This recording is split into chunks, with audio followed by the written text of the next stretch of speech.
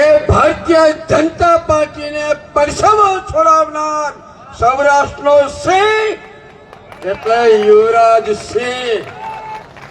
વાહ વાહ. અહીંયા મંચાસપર સન્માન્ય આગેવાનો, સરપંચશ્રીઓ, તાલુકા ડેલિગેટશ્રીઓ, પૂર્વ સરપંચશ્રીઓ,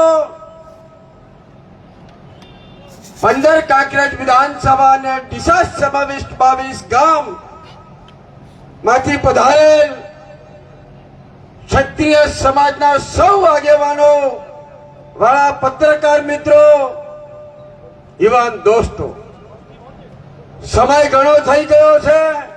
મિત્રો, બે હાથ જોડીને વિનંતી, એક 10 મિનિટ માટે શાંતિ જાળવો અને પોતાનું સ્થાન ના છોડો. સમય ઘણો થઈ ગયો, 10 વાગ્યાના બેઠા છે અને અમે નેતાઓ માઇક આવે માઇક મેળતા નથી. પણ ચંદનજી ઠાકોરને પોતાનો ભાઈને પોતાનો દીકરો ગણી સમૌની પવિત્ર ભૂમિ ઉપર સમગ્ર ક્ષત્રિય સમાજને આધારે આનામ જ્યારે સાથ સરકારને સમર્થન આપવા અહીંયા ઉપસ્થિત થયા છે, ત્યારે સૌ વરિષ્ઠ આગેવાનોના ચરણોમાં નમન કરી વંદન કરું છું, વંદન કરું છું. સમય ઘણો નહીં લઉં. મેં વિધાનસભામાં વાત કરી કે બનાસકાંઠો અને પાટણ જિલ્લો નું ભૂગર્ભ જળ 800 થી 1000 ફૂટના તળિયે જઈ રહ્યું છે. હું સરકારશ્રીને વિનંતી કરું છું કે બનાસ નદી એ ગુજરાતની સૌથી મોટી રિચાર્જ નદી છે, રિચાર્જ નદી. અને આ નદીની અંદર તમે સમયાંતરે ચેકડેમ બનાવીને બનાસનું પાણી જો તમે નદીમાં ભરી રાખો તો મારા ખેડૂતો 2 પાંદડે સુખી થાય, 2 પાંદડે સુખી થાય. મેં ગામે ગામ તળાવ ભરવાની રજૂઆત કરી છે. 8 થી 10 ગામોના તળાવ ભરવાની સૈદ્ધાંતિક મંજૂરી આવી ગઈ છે.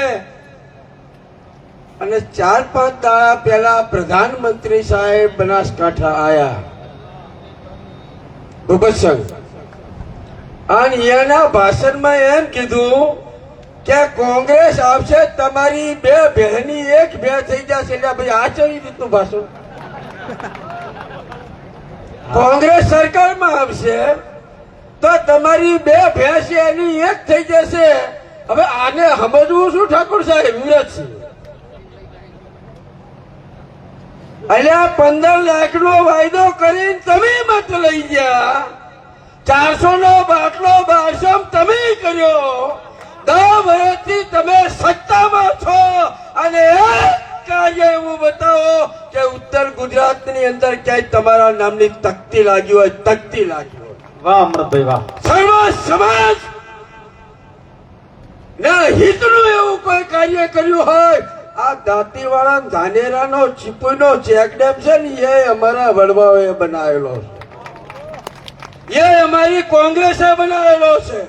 હવે વધારે વાત નથી કરતો, પણ સમગ્ર જાગીરદાર સમાજ વિશે જે અહીંયા ઉપસ્થિત આગેવાનોએ વાત કરી ત્યારે હું તમને 2 જ શબ્દ કહેવા આવ્યો. હવે નીકળ્યા છે ગામે ગામ કે હવે વાત પડતી મેલો મોદી સાહેબ હામું જો. આવું કાંક મેં સાંભળ્યું છે બચુબા. હવે આવી વાત તમાકન કરવા આવે તો એટલું પૂછજો કે રૂપાલાજીએ ક્ષત્રિય સમાજની બેન દીકરીઓ ઉપર જે નિમ્ન કક્ષાની વાણી કરી છે એ વાણી તમને લાગુ પડે છે કે નથી પડતી? આ તમને સમજાવવા આવે અહીંયા પૂછજો. આ તમને કઈ કહેવા આવે અહીંયા પૂછજો. આ યુવરાજજીએ વાત કરી કે આ રજવાડા માત્ર ક્ષત્રિય સમાજ પૂરતા નથી, ગુજરાતની અંદર ઘણા સમાજો હતા, એમના રજવાડા હતા. અને આ ક્ષત્રિય સમાજની બેન દીકરીઓ ઉપર જયારે કોઈ ઊંચી આંગળી કરીને વાત કરે તો સાહેબ ઈ વખતે ધડ કપાયા છે, ઈ વખતે ધડ કપાયા. મોજ હા ગાયોના રક્ષણ માટે ધન કપાયા છે. ક્યાંક ચોરીની અંદર જવતલ હોમતા હોય અને વીર ભતીજી મહારાજને કોઈ લલકાર કરે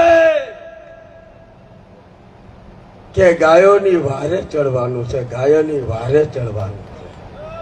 અરે વરમાળા ગળામાંથી ઉછળી આલે અને ઘોડી ઉપર ચડીને ડાબ ડાબ ડાબ ડાબ ડાબ ડાબ કરતો ગાયોની વારે ચડે. સાહેબ, ગાયોના રખોપા કરતા કરતા માથું જમીનમાં પડે, જેનું ધડ લડે ઈ ક્ષત્રિય કહેવાય.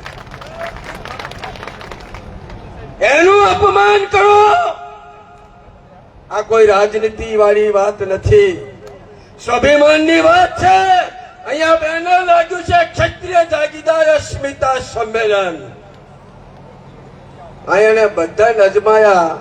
આ ચૂંટણી પહેલા અજમાવે છે ક્ષત્રિયોને કે હવે જોવે છે હવાઈ સાના માના બેહીન વોટ આલે છે કે અમારા સૂત્રા કાઢ્યા છે. આ ટેસ્ટ કરી રહ્યા છે સરપંચ, આ ટેસ્ટ કરે છે. અને બે જણા 30 વર્ષથી ગુજરાતનો ટેસ્ટ કરે છે અને 10 વર્ષથી દેશનો ટેસ્ટ કરે છે. 30 વર્ષથી મત આપ્યા છે.